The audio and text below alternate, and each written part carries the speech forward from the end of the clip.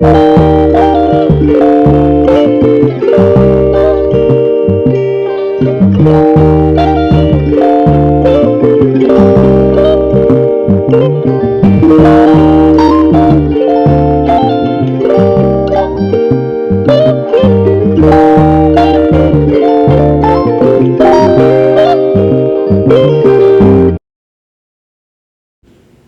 मंडळी, journey beyond 56च्या आणखी एका भागामध्ये तुमचं स्वागत.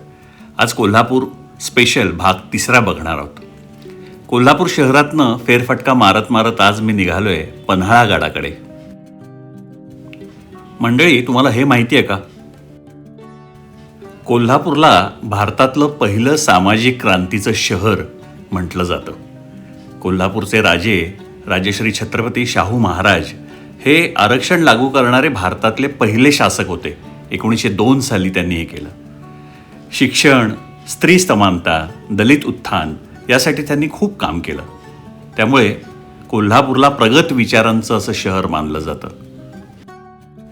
आज आपण ज्या हक्कांबद्दल बोलतो त्याची सुरुवात कोल्हापूरने 100 वर्षांपूर्वीच केली होती. ही गंगावेस कोल्हापूरच्या जुन्या भागांपैकी एक.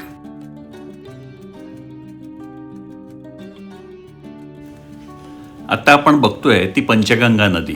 पण खूप जणांना माहिती नाही की पंचगंगा नदी ही एक नदी नसून 5 नद्यांचा संगम आहे. कुंभी, कासारी, भोगावती, सरस्वती आणि तुलसी.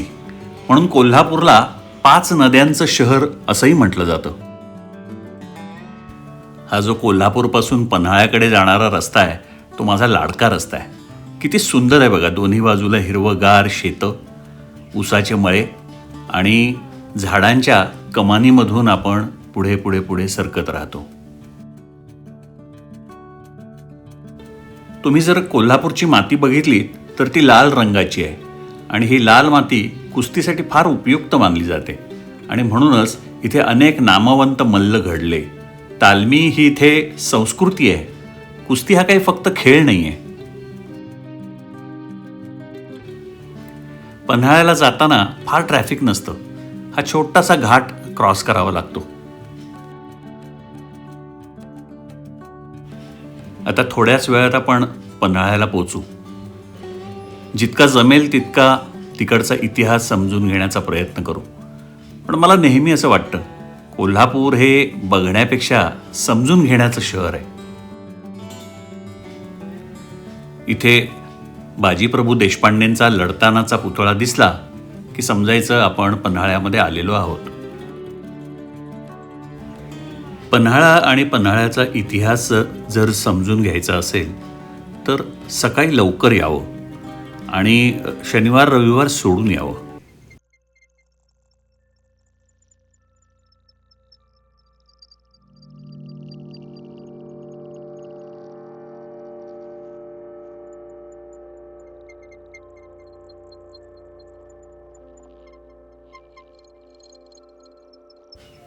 शांततेलाही स्वतःचा असा एक आवाज असतो आणि तो जर ऐकायचा असेल तर पन्हाळ्याच्या या जंगलांमध्ये एकट्यानेच फिरत राहावं.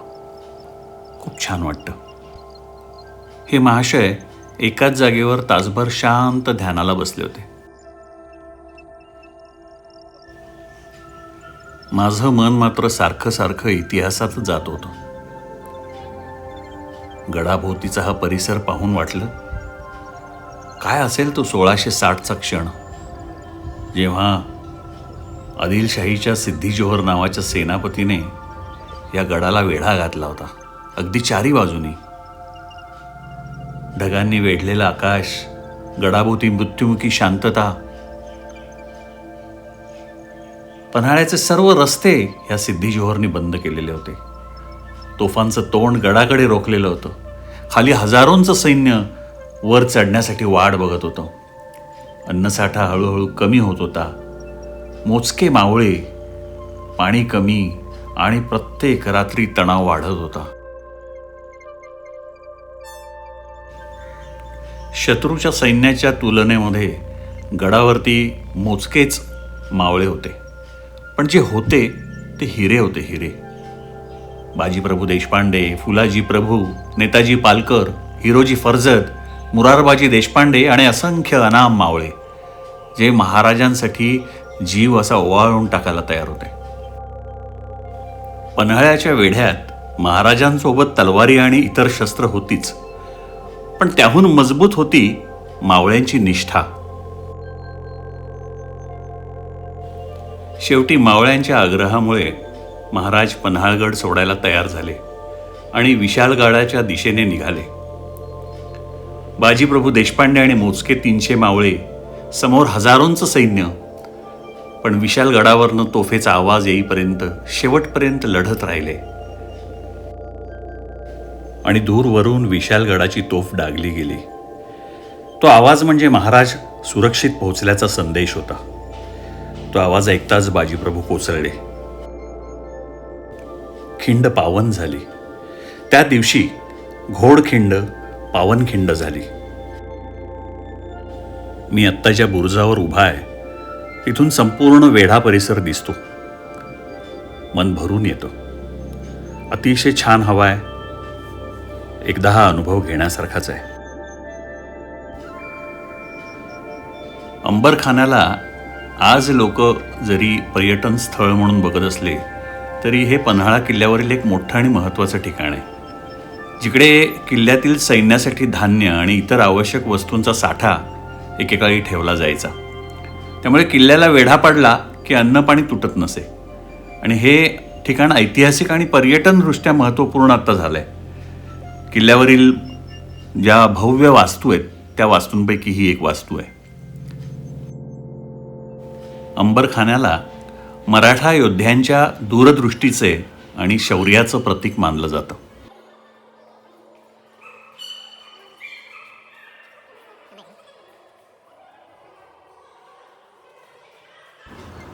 वर ज्या चौकोनी झडपा दिसत आहेत त्यातून धान्य आत ओतलं जायचं म्हणे. किती प्रचंड अशी ही मोठी कोठार आहेत बघा. हे संपूर्ण कोठारं धान्याने भरलेली असायची.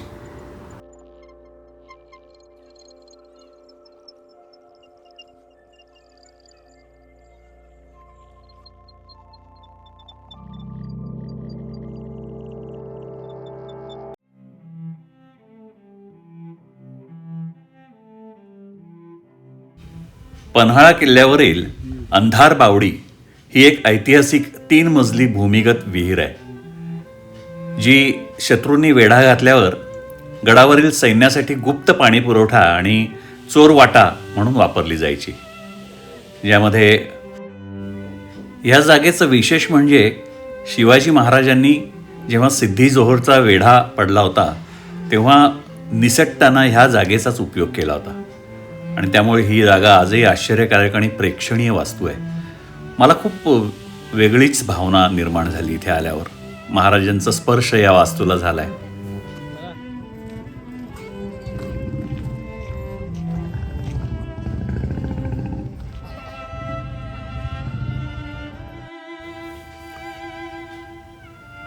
हे समोर जे दिसतंय हे आहे मसाई पठार.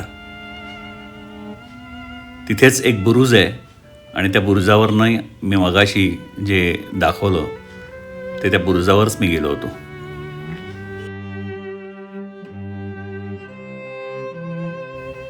तुम्ही जर इतिहासप्रेमी असाल तर ही जागा तुम्हाला नक्की आवडेल. इथे येण्याआधी थोडंसं ह्या जागेबद्दल वाचून यायला हवं, मग त्याचं कौतुक अजून वाढतं.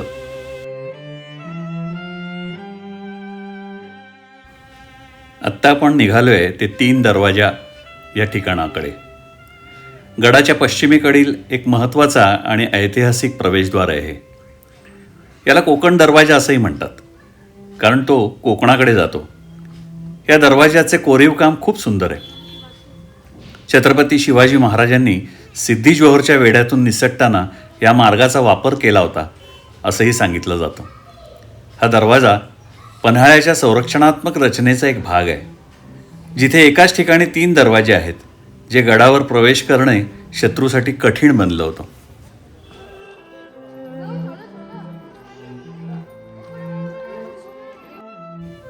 महाराजांच्या स्वराज्याच्या इतिहासाशी जोडलेली ही अशी एक ऐतिहासिक जागा आहे. तीन दरवाजा हे पन्हाळ्याच्या समुद्र इतिहासाचे आणि स्थापत्यशास्त्राचे प्रतीक आहे, जे शिवाजी महाराजांच्या पराक्रमाची आणि चातुर्याची साक्ष देतं.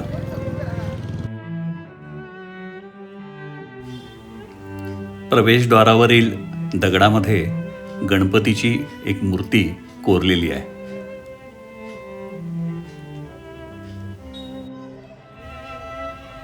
ह्या ऐतिहासिक वास्तूमध्ये अशी मोटरसायकल आणि रहदारी बघून चांगलं वाटलं नाही. ही गडाची मागची बाजू. सिद्धी-जोहरच्या तोफखान्याने इथे हा दरवाजा पाडण्याचा खूप प्रयत्न केला. तोफगोळ्याची चिन्ह अजूनही इथे दिसतात.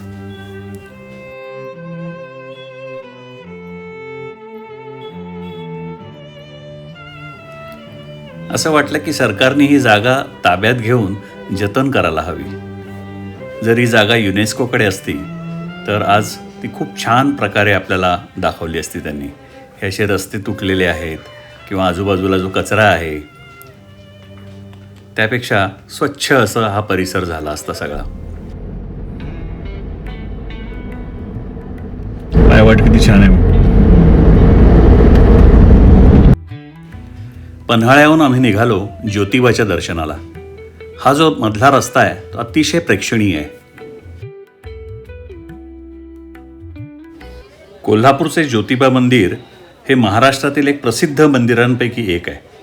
कोल्हापूर शहरापासून अगदी जवळ म्हणजे 18 किलोमीटरवरती हे मंदिर आहे. ज्योतिबाला दख्खनचा राजा असंही म्हटलं जातं.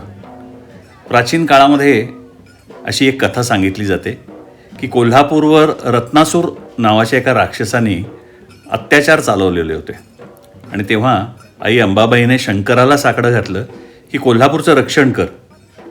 शंकराने ज्योतिबाच्या रूपाने राक्षसाचा वध केला. अनेक भक्तांचा असा विश्वास आहे की ज्योतिबाच्या दर्शनाने संकट, दुःख दूर होतात, नवस पूर्ण होतात आणि मनःशांती मिळते.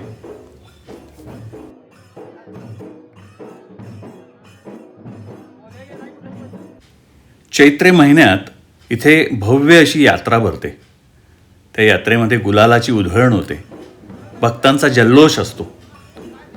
इथे म्हणे देवाला दवना नावाची एक सुगंधी वनस्पती सुद्धा वाहिली जाते. असं म्हणतात की सॅटेलाईटमधून घेतलेल्या ज्या इमेजेस आहेत त्याच्यामध्ये हा गुलाबी टिपका कोल्हापूरच्या भागातला तो दिसतो वरून.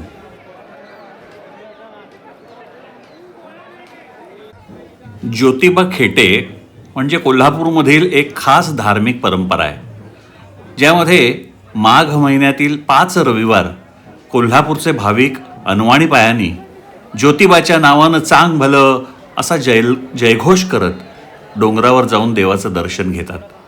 गुलाल, खोबरं, दवणा नावाची वनस्पती देवाला अर्पण केली जाते. ही परंपरा कोल्हापूरकरांची कुलदैवतावरची अढळ श्रद्धा दाखवते. भाविक पहाटे पंचगंगा नदीत स्नान करून हातात बॅटरी घेऊन अनवाणी पायांनी डोंगराकडे चालत जातात आणि शेवटचा जो रविवार आहे तेव्हा देवाला पुरणपोळीचा नैवेद्य दाखवला जातो. आता येणारे जे खेटे आहेत तेव्हा तिकडे जाऊन हे सगळं बघण्याचा माझा विचार आहे. एक शेतकरी बांधव त्याच्या 2 बैलांना इथे ज्योतिबाच्या आशीर्वादासाठी घेऊन आला होता. तिथून मी ज्योतिबा मंदिराच्या मागच्या बाजूला म्हणजे दक्षिण प्रवेशद्वाराकडे आलो. हा अतिशय शांत असा परिसर होता. तिथून दिसणारं जे दृश्य होतं आणि दूरवर पसरलेलं कोल्हापूर शहर एका नजरेच्या आवाक्यात तुम्ही पाहू शकाल.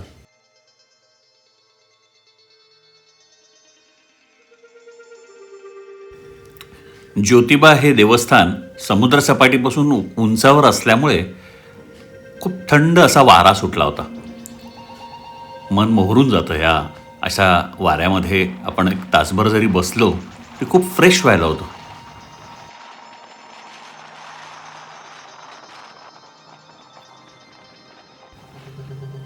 तिथून येताना रंकाळ्यावर एक फेरफटका मारून शहरात यायचा विचार केला. प्रत्येक खेपेला रंकाळ्यावर माझी एक फेरी तरी होतेच. हा परिसर मला खूप आवडतो. आमच्या ठाण्याला जसं तलावपाळी म्हणून जो तलाव प्रसिद्ध आहे तसं कोल्हापुरातला रंकाळा. पण हा तलाव खूप मोठा आहे, प्रचंड असा याचा साईज आहे. आणि संध्याकाळी इथलं जे लाईटिंग असतं फुटपाथवरचं, त्या प्रकाशात अजून छान वाटतो हा रंकाळा. या खेपेला मित्रांनी मला एका वेगळ्याच ठिकाणी आणलं. हे मंदिर मी आधी कधी पाहिलं नव्हतं. कैलासगडची स्वारी नावाचं हे मंदिर. मंगळवार पेठेत केशवराव भोसले नाट्यगृहाजवळ हे मंदिर आहे. शंकराचं हे मंदिर फारच सुंदर आहे.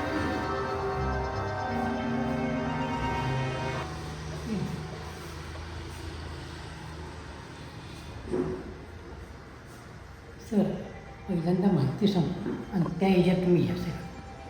जिस मंदिर पर खड़े उस मंदिर का नाम है कैलाशगढ़ की सवारी. ये शिव शंकर का मंदिर है. ऊपर जो लिंग है ये स्वयंभू और जागृत दोनों भी है. अच्छा.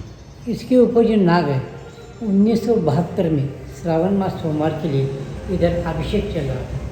अभिषेक चलने के बाद 5 से 6 फुट लंबे का शेष नाग आकर पिन पर बैठा था. पिन पर बैठकर कलश का पानी जैसा गिर रहा था वैसा ही वो ले रहा था. ऐसा उनका कार्यक्रम. जी कांबळे नावाच्या या कलाकारांनी काढलेली अप्रतिम चित्र ह्या मंदिरामध्ये बघायला मिळतात. मंदिर खूप छान आहे. एकदा नक्की यायला हवं. अशा प्रकारातलं हे मंदिर आहे. काही दुर्मिळ चित्र इथे आपल्याला पाहायला मिळतात.